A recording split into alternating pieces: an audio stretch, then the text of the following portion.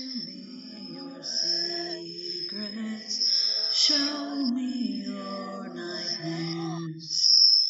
All cats are grey in the dark, dear, whether or not you dare. Welcome to All Cats Are Grey in the Dark. I'm your host, April Simmons. This podcast contains true cases of graphic violent crimes and other stories of a dark nature. Please be advised that due to the subject matter and violent, sometimes sexual content and obscene language, this podcast is not for children or the faint of heart. Hi everybody, welcome back to All Cats Are Grey in the Dark. Where the cats are grey. I don't know. I'm just talking. I'm probably going to have to edit all this out. I'm delirious. I'm going to be editing a bunch of this shit out. Why are you delirious? Lack of sleep. I woke up way too early this morning. I don't know. I didn't go to sleep till like 6 and then I woke up like 11. That'll definitely do it. What are we talking about today? I don't know. What are we talking about today? Did we decide? I think we decided on incels, which is a new word to me, I guess because I'm old. I had not heard of this term before. Until we did the other episode that's the exact same episode. And and then we had to go back and delete it because the sound was fucking terrible. Right. Our sound is still not up to par, not 100% quality, but we're working on it. We're getting there. Hopefully new equipment at some point. Incel stands for involuntarily celibate, if I can talk without messing it up. Involuntarily celibate. In other words, someone who is celibate but doesn't want to be. Well, that was me my entire teenage years. I guess I was an incel. I didn't want to be a virgin. I did. I was a total prude in high school. I was like, I will not open these thighs for anybody. You're like a cat that hisses at people. Yeah. Stay away. I was just I was like, love me, come to me, let me open for you. And I was like, I'm a good girl. I go to church. Anyway. Did you go to church? I was raised Church of Christ. Yes. No, yes. I never knew that about you. We didn't even allow dancing. I was going to say, y'all were like some of the instruments creepiest to me. Church of Christ is, no offense to anyone who's Church of Christ listening, you guys are very weird to me. Anyone who doesn't allow music, that makes no sense to me. But then I went to college and that got all abandoned because my roommate came out to me as gay and that shattered like everything. I was just like, wait, I can't condemn him to hell. This is terrible. You know? Like, it made me rethink some things. Let's put it that way. Well, it's kind of a blessing in disguise. Yeah. A spiritual thing. It's a blessing. And then I was a whore. No, I'm not. I'm just kidding. That's for the other podcast. I'll edit that out. The first online community to use the term incel was started in 1993 when a Canadian university student, known only by her first name, Alana, I think it's Alana or Elena, Alana, created a website in order to discuss her sexual inactivity with others. So it was a female? Yes, it was a female that started it, surprisingly. The website, titled Elena's Involuntary Celibacy Project, was used by people of all genders to share their thoughts and experiences. In 1997, she started a mailing list on the topic that used the abbreviation INVCEL, which later got shortened to incel, for anybody of any gender who was lonely, had never had sex, or who hadn't had a relationship in a long time. During her college career and after she realized she was queer and became more comfortable with her identity, she stopped participating in her online project around 2000 and gave the site to a stranger. When speaking about the website in 2018, she said, "It definitely wasn't a bunch of guys blaming women for their problems. That's a pretty sad version of this phenomenon that's happening today. Things have changed in the last 20 years. When she read about the 2014 Isla Vista killings and the way parts of the incel subculture glorified the perpetrator, Elliot Rodger, she wrote, like a scientist who invented something that ended up being a weapon of war, I cannot uninvent the word nor restrict it to the nicer people who need it. She expressed regret at the change in usage from her original intent of creating an inclusive community for people of all genders who were sexually deprived due to social awkwardness, marginalization, or mental illness. She has since started a new project, Love Not Anger, which she describes as a project to research how lonely people might find respectful love instead of being stuck in anger. And, from her starting that, it kind of spread out to like Reddit, 4chan, and dark web to a subculture that became really dangerous. But I will state right off the bat that not all incels are bad. Some people just use it as that term for exactly what it means. People that, are lonely and looking for love or sex. They would like to find somebody, but they can't for whatever reason. I was gonna say, I see the word incel as kind of a not derogatory term, as a good term. But it's kind of become that, though, because of the stuff that's happened and people using that term. That some virgins are just so angry that they start blaming the other gender and go on mass shooting sprees. Discussions in incel forums are often characterized by resentment, misanthropy, self-pity, self-loathing, misogyny, racism, and a sense of entitlement to sex, and the endorsement of violence against sexually active people. The black pill is a set of beliefs that are commonly held amongst members of the incel community, such as biological determinism, fatalism, and defeatism for unattractive people. Someone who believes in the black pill is referred to as black-pilled. The black pill has been described by Vox correspondent Zach Beauchamp, I don't know how that's pronounced, as a profoundly sexist ideology that amounts to a fundamental rejection of women's sexual emancipation, labeling women shallow, cruel creatures who will choose only the most attractive men if given the choice. Before we go any further, that is such bullshit. Okay? I kind of agree with you there. Yeah. I have always selected my partners based on more along the lines of personality and intelligence than anything else. Always. There has to be some sense of physical attraction. Yes, but usually that can be influenced by... Absolutely. If a guy or girl is intelligent, witty, good personality, not a complete stuck-up bitch or asshole, which I even lean towards asshole sometimes, as long as you're not a Kyle. And I hate to use the term Kyle. I know a lot of guys out there named Kyle that are really good, decent guys. I hate that name has been associated with monster drinking, punching through walls, beating your girlfriend associations. Yeah. But for better use of the word, I associate Kyles with incels, because who wants to fuck that? Who wants to be with a guy that's going to beat you and punch through walls and things? No woman ever fantasizes about that. I guess I associate incel culture with also the people, like on social media, you see these guys that are single and that they rant on Facebook, like, talking shit about women, saying, I'm a nice guy, but yet I can't get a date. And it's like, but obviously you aren't a nice guy. 100% of the time, any guy that says, I'm such a nice guy, why can't I get a date? They are not going to be a nice guy. Yeah. But they don't see it that way. You're a nice guy. I think it has something to do with certain people that are raised by parents who give them everything. The entitlement. And they have that sense of entitlement. They feel that they are owed a woman's attention and affection. Right. But they don't realize that by having that attitude, it's off-putting to women. Exactly. Total turn off for anyone entitled to approach another person and be like, I deserve this because I am who I am. And it's so extreme. I've had... Don't you know who I am? Yeah. It's so extreme that I've had guys message me and try to hit on me, and I just politely be like, look, I'm happily married, whatever. Mm-hmm. And them turn around and call me a whore. I love the ones that are, going to slide into the DMs and you politely reject them. And the very next sentence is, you fat fucking cow. It's just like, wait a minute. 10 seconds ago, you were wanting to put your dick in me, and now I'm a fat fucking cow. Well, I just hate, like, it's so stupid like that. Why are you calling me a whore when I just told you I'm happily married and won't do that? Right, like that's the opposite of whore, right? Yeah, it's like, do you know what whore means? Apparently they don't. Or are you secretly 12 behind the computer? I don't know. Again, the intelligence factor completely plummets right then. That's just an absolute no. Oh, geez. Cat scared me. All cats are gray in the dark. Yep. Well, I guess first we need to talk about the Elliot Rodger.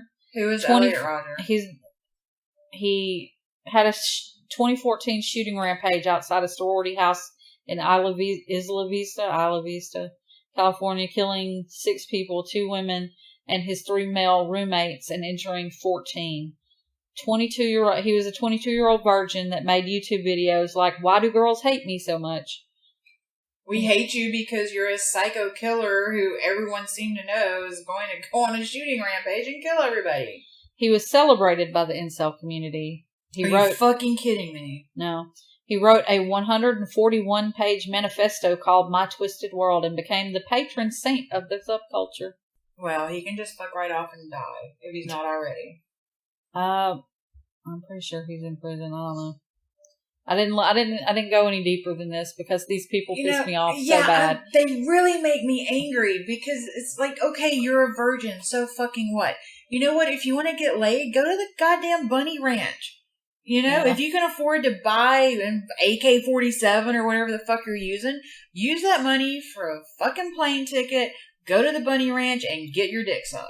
Yeah. It makes no sense to me. And then that's why I hate to say it, and I'm one of the very few people in America who believe like this. I think that prostitution should be legal. Oh no, I totally agree. I really do. It's going to take place whether it's legal or not. Exactly. So I just feel like it should be regulated. I completely agree. And I think that would keep a lot of these sex workers from getting hurt as much. I believe it would. I really believe it would. If there was more regulated, it would be a lot easier to keep people safe. Nevada's got it going on. Nevada's doing it right. Alec Manassian, in 2018, the 25-year-old rammed a van into a crowd of pedestrians, killing 10 people, 8 were women, in Toronto. His last Facebook post, "The Incel Rebellion has already begun. We will overthrow all the Chads and Stacys. All hail the Supreme Gentleman, Elliot Rodger." So he brings up that first guy. Brings up the first guy's name. Yeah. Wow. And by the way, Chads are physically attractive, but often intellectually dim men who have success with women. And Stacys are the women who reject incels in favor of Chads. And another side note, Becky's are the average women. I guess we're probably Becky here a while back. Yeah. That's also a term that I found out it was a black person that called me that. And I was like, my name's not Becky. I totally didn't understand it. Again, I'm old. I don't understand a lot of these terms. And it turns out it's also the name that black people give a white woman that is not agreeing with them. Instead of just coming straight out and calling them racist because they know that they're not, they just call them Becky's. Or that's what was told to me. So I'm just like, okay, 1, I'm not racist, and 2, I'm not a Becky. I don't even like the name Becky. I've never met a Becky I like. Okay, the next one, Scott Paul Beirle. Beirle. I have no idea how to Burrell? Look at it. Beirle. I don't know. We're not sure how to pronounce that one.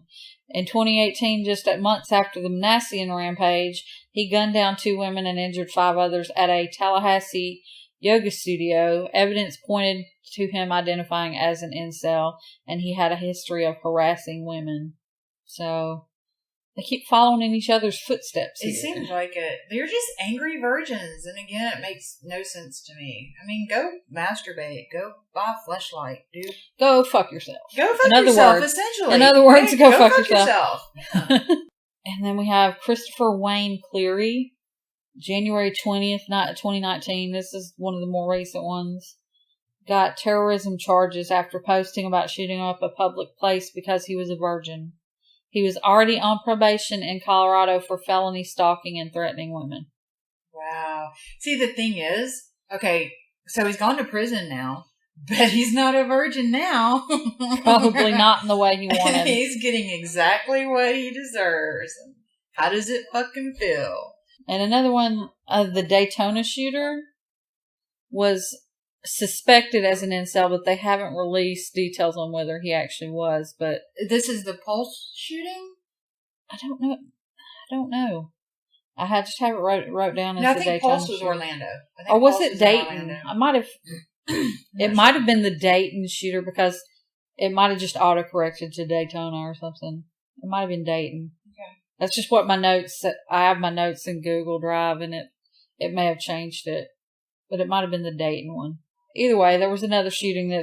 There's other shootings that are kind of related in the same vein, but just they weren't officially incels. Like they weren't self-proclaimed. Say I did this because I'm an angry, pimply-faced virgin. Okay. And Reddit banned incel message boards November 2018 for inciting violence against women. Fantastic. So, bravo. I love Reddit. Good job, Reddit. We applaud you, Reddit, because that's some bullshit. Let's take a quick break for whoever the fuck the sponsor is this week. We'll be right back after these brief messages. Do you like it deeper, harder, wetter? I do.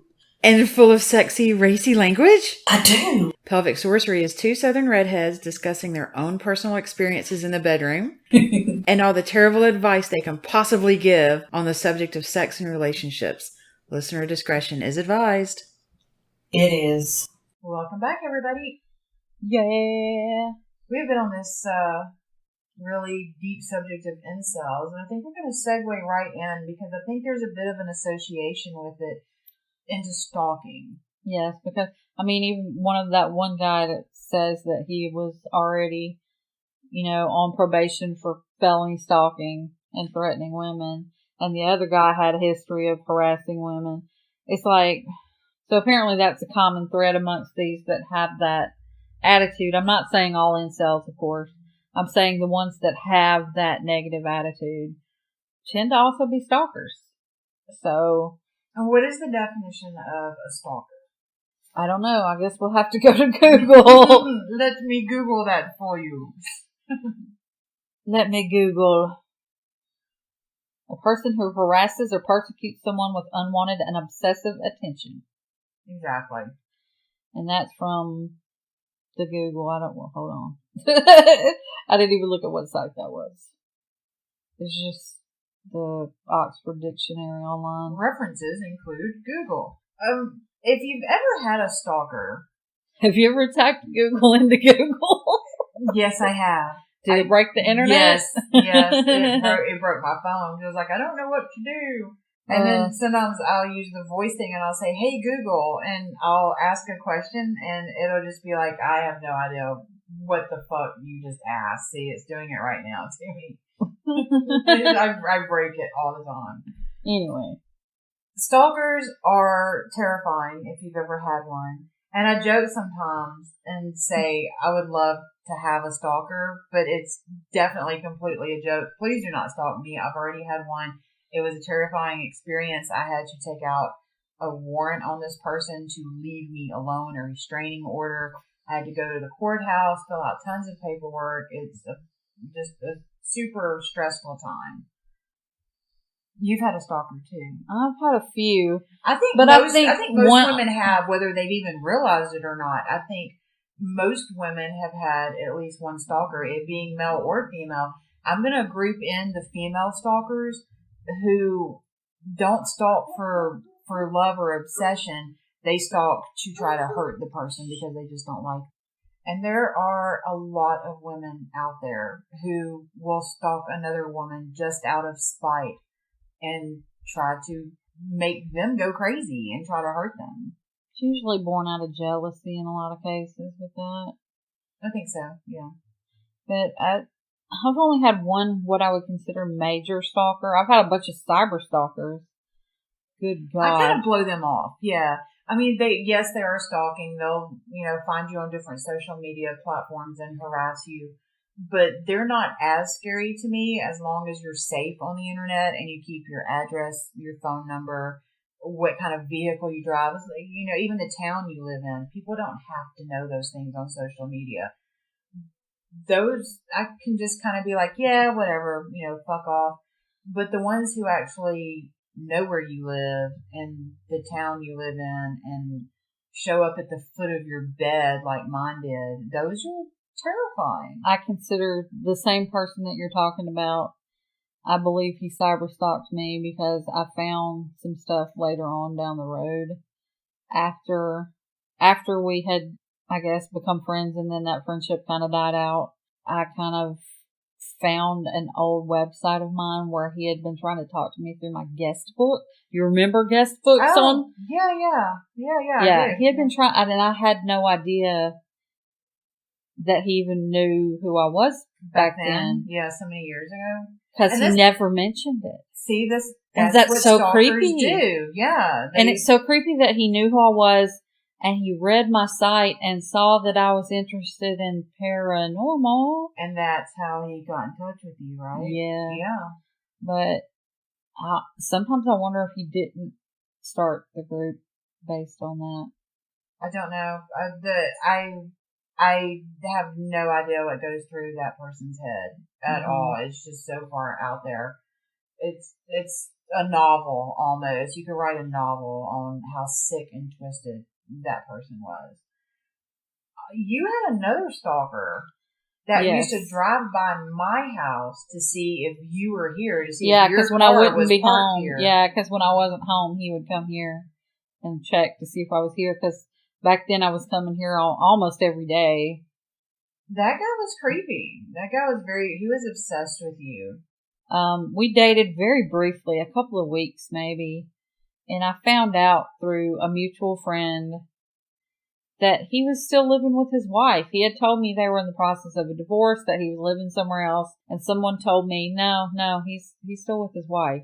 And so I dumped his ass. Of course. Yeah, as you should. Yeah. I was like, I'm not. Because you didn't even know he was married or anything. Well, like I said, he had told me they were in the process of divorce. Okay. That he wasn't living there, but that was a lie. And she thought they were still together. Wow. And she started stalking you a bit, didn't she? She was she asked. you and... No, she didn't. No, that was a whole different one. Okay. But that was another one. Yeah, that was a whole different story. You've definitely had your share. I've been super lucky. I've only had the one true stalker, and then I had another one who started stalking me, and my guy nipped that in the bud very, very fast. So I appreciated that. And I haven't had one since. You know, and I doubt I will because I'm old, fat, and ugly now. I don't think it's coming. She lies.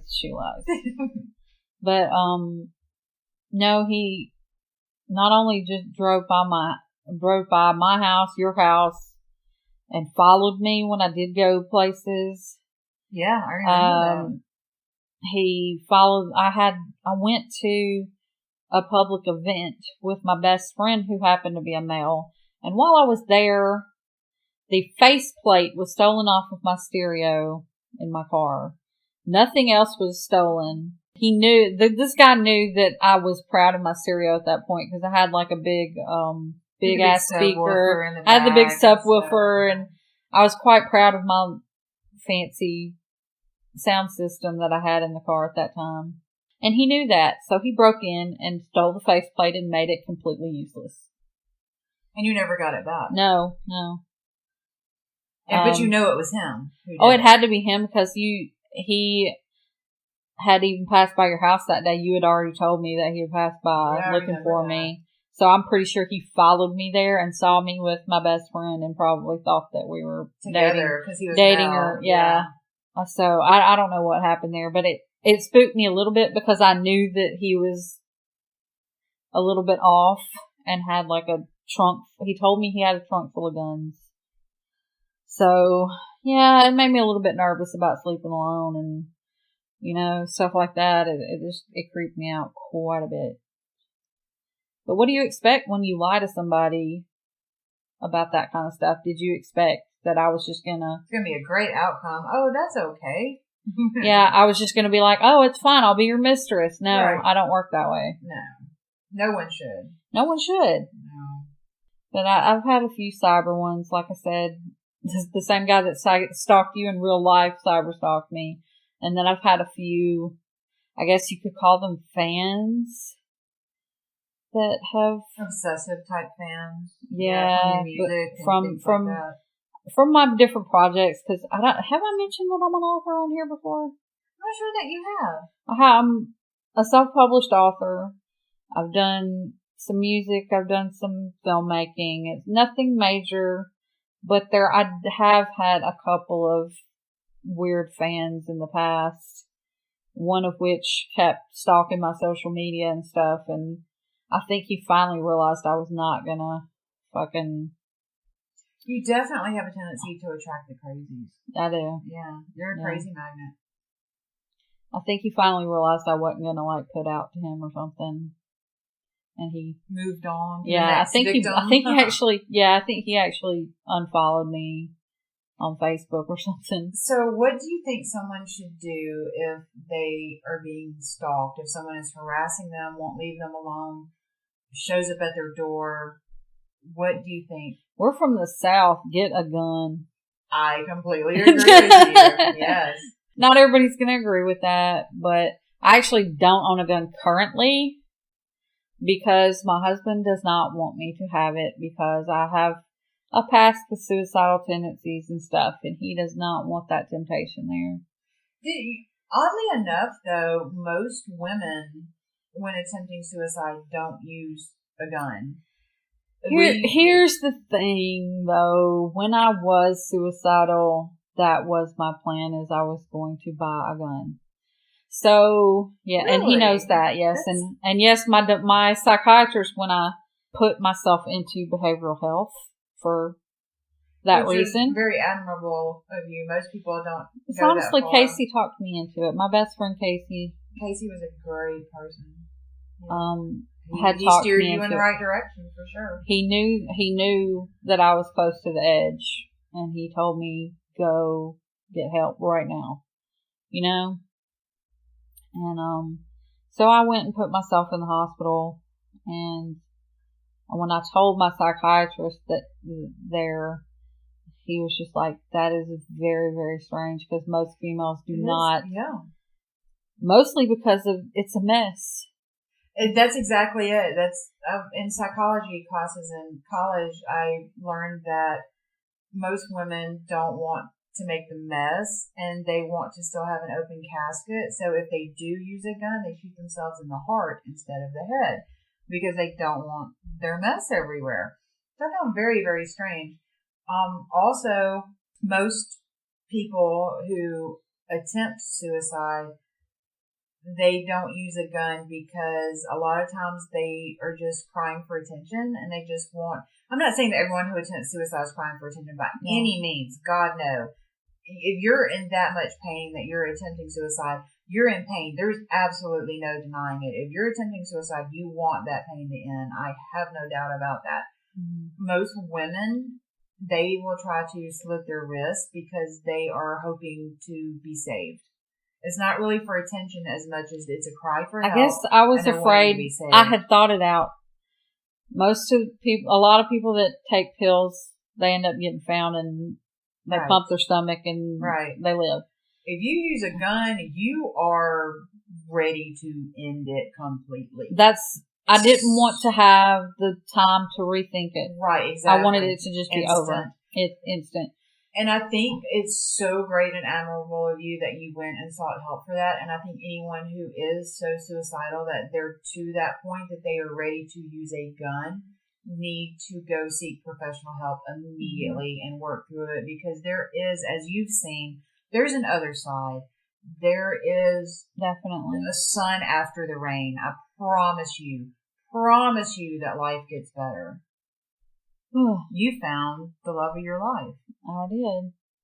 It happens. So I've always had problems with depression and suicidal ideation. And you're not cured. You're still a manic depressive person. That will always be within you. But there are coping mechanisms and there are ways to keep living. Because to me, eat fried chicken. No. Yes, pecan pie. It's Thanksgiving. Everything. Get you some pecan pie. I promise you'll feel better. Eat fried chicken. It's delicious. To me, people always ask, what's the meaning of life? I know that is one of the biggest mysteries, is what's the meaning of life? besides 42, which Or is 19. the meaning of life, or 19, to me, the meaning of life is simply surviving it, getting through it day by day, and being as happy as you can, making life worth living. And as fucked up as it is, that's something to be proud of. Like, I've Every day. survived a bunch of shit, and you know, and I know. Every day that you wake up and you open your eyes and you can take a breath, I'm proud of you. You've done it. I didn't mean for this to turn into some weird inspirational speech, but it kind of did. It kind of did, but it's a serious subject at the same time too, because the suicide rates in the United States are absolutely astronomical. And there's a local like 13-year-old recently. Yes. Yeah. Yeah. Kids now it is skyrocketed between the ages of 10 and 19. The suicide rate in the United States has more than tripled just in the past 5 years. A 10-year-old. That has got to stop, people. As a mom, how does that make you feel? It's absolutely terrifying to me to think that my daughter would feel so bad about herself that she would want to end her life. Just absolutely terrifies me. She's 10 years old, and I have her seeing a therapist since her father passed away. She's been seeing a therapist for the past 3 years, simply for grief counseling and to help with any issues that might come up. Because I don't ever want her to get to that point that she feels like that without having someone to talk to. I know a lot of times kids don't want to talk to their parents, but they'll talk to someone else like a therapist or a counselor. So even though her therapist says that she's not really needed anymore, as long as she wants to keep going, she's fine to keep going. And she loves her therapist, and she says she wants to go forever, and I'm great with that. They can't hurt anything for sure. I haven't been to therapy in a while, but it did help me after my hospital stay. They pretty much made me do a mandatory, certain period of time or something for therapy, or rather, they made me agree to that before I left, and they set me up with somebody, and that turned out great. If for no other reason, as weird as this may sound, I was going through a divorce. It wasn't just the divorce that made me suicidal. It was kind of everything. I felt like everything was falling apart at one time, kind of thing. So I don't want to give all the credit to my ex. Sure. It was just everything. The whole world crashing. Yeah, it was kind of the right. whole world. And I couldn't find a full-time job. I was only working part-time. I was trying to take care of myself, and it was fucking terrible. But what I found, though, is that I wanted to talk about these things with my friends, but at a certain point, even your bestest friends don't want to hear the same thing over and over again. You start to feel a bit like a burden. Yeah, it feels like... I get that. You can just see the look on their face. They're rolling their eyes at you and going like, not this again. Or you know what? Get over it. Yeah, that Move whole attitude. on. I can't stand that when someone really is depressed and feeling suicidal and they feel like, maybe I just need to talk to a friend, and then they go to that friend and that friend doesn't understand because they've never been depressed or they've never had to go through anything hard in their lives, and they're just like, you know what? Just get over it. There is no getting over a mental illness. It's not just, okay, I'm going to click my brain like my ruby shoes 3 times and suddenly everything's going to be and I really can't stand the people that are like, just smile and everything will be okay. That attitude, like, that is such That's bullshit. That's the worst advice I've ever heard in my life. I have legitimate smile. I have legitimate mental illness. I don't need you to diminish it when you're supposed to be my friend. And sometimes that's all you need is validation. That's exactly what I was going to say, is the therapist actually gave me validation more than anything else. Because I even had some friends that were like, oh, you don't have a right to be upset because you left him. But you were in a terrible situation to the fact that you needed to leave. Your marriage was over. You deserve to be happy. If you're stuck in a marriage, he was no longer willing to. He was no longer willing to work on the marriage. So what other option did I have? Exactly. No, you did the right thing by divorcing. 100%. Oh yeah, I know. I know that now, but it was rough at the time. Sure. Because it was, a 15, 16-year love, Yeah. It's hard to let go when you've loved someone for that long. Even if it is for the best. Mm-hmm. You can still love someone, like I've said in another podcast here, you can still love someone from afar. You Yeah. don't have to stay in a relationship where you're absolutely miserable and they're not giving you everything that you need, especially emotionally. The physical, yes, sometimes people go out and cheat because they're not getting what they need physically, which all they really have to do in order to get the physical needs is to open up and communicate with the emotional needs, and then the physical just falls into place. Yeah. People just aren't willing to do that anymore. They're willing to give up too easily. In your case, however, it was completely done. There was no coming back. But anytime I tried to talk about it afterwards with certain friends and stuff, you know, there were certain people that just were like, no, you can't talk about this with me because, you know. Because they were friends with both of you? Yeah. See, I've remained friends with both of you, and I have never taken sides, and I never would take sides. I know that there were things that he was probably, I've never talked to him about your marriage, but I'm sure there were things that he wasn't happy with you. Oh, yeah, no, and there were I know that. certainly things that you weren't happy with him. The point of the whole thing, though, is that you simply both just grew up and grew apart, and there was no marriage love left. I believe that there's friendship love, there's romantic love, and there's marriage love. The marriage love was over with you guys. Yeah, it certainly was. But then I go to the therapist and I tell her all of those things about what happened, and she's like, oh no, that's legit, you know, and totally validated my feelings on that relationship and about everything else that was going on. And, you know, she basically just let me know that I had legitimate feelings and concerns. Sure. And that made me feel 150% better. Yeah, just hearing that, you know, you are being validated for your feelings, that's enough sometimes to make people rethink their suicidal actions or be like, okay, well, maybe there's a way to solve this without taking drastic measures. Yeah. Anyway, we got way off Way subject. off topic. I'm sorry. But we have a tendency to do that sometimes. But these are legitimate conversations that need to be had, especially if there's someone out there listening right now that is suicidal or suffers from major depression.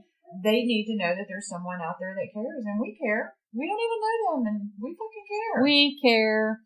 You're always welcome to email us at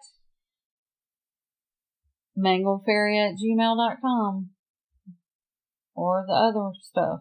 You can find me at Schizoette, that's SKITZOETTE on Twitter, mangledfairy@gmail.com, schizoette@gmail.com. You can get in contact with our social media. We're on Instagram as All Cats Podcast and Twitter the same thing. Facebook, we're you can look us up on everywhere. Facebook. We are invading We are legion. the internets. We are legion. Hope you enjoyed this podcast, even though it went in 40 different directions. We will try to have our shit together better for next time. Maybe if I get some sleep. Anyway, can we do this? 3, 2, 1. Talk hard.